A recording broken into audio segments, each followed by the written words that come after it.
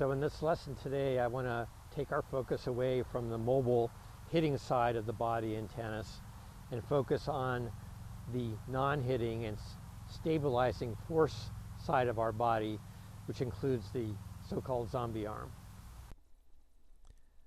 All dynamic human movement involves two forces, stability and mobility. One side of the body must be stabilized to free the other side of the body for mobility.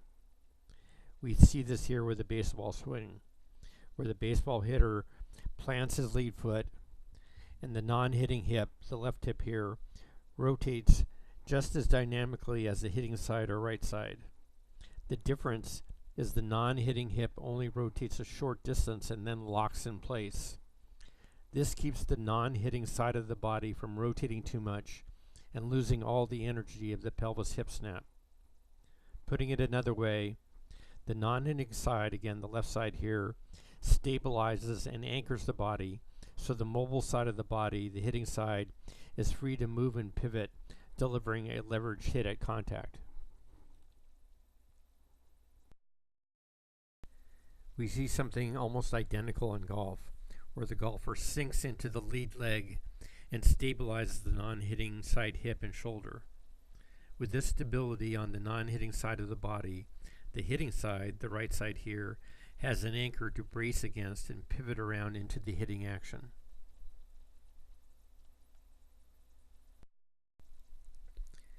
In soccer, we see the same universal interplay between stability and mobility, but with a few twists. And again, each sport meets the universal challenge of stability and mobility a bit differently. In soccer here, we are kicking a ball, not hitting it with a bat or a club in our hands. Secondly, we see a much greater tilt off vertical in the soccer shot than we saw in baseball and golf. And this calls for another stability point, the non-hitting arm, the left arm here, extending out to the side to help offset this tilt. Now with soccer, we have four major stabilizing points: the foot, hip, shoulder, and arm. These stabilizing points enable the soccer's player hitting foot, the right foot here, to rotate up and around to execute a powerful kick of the soccer ball.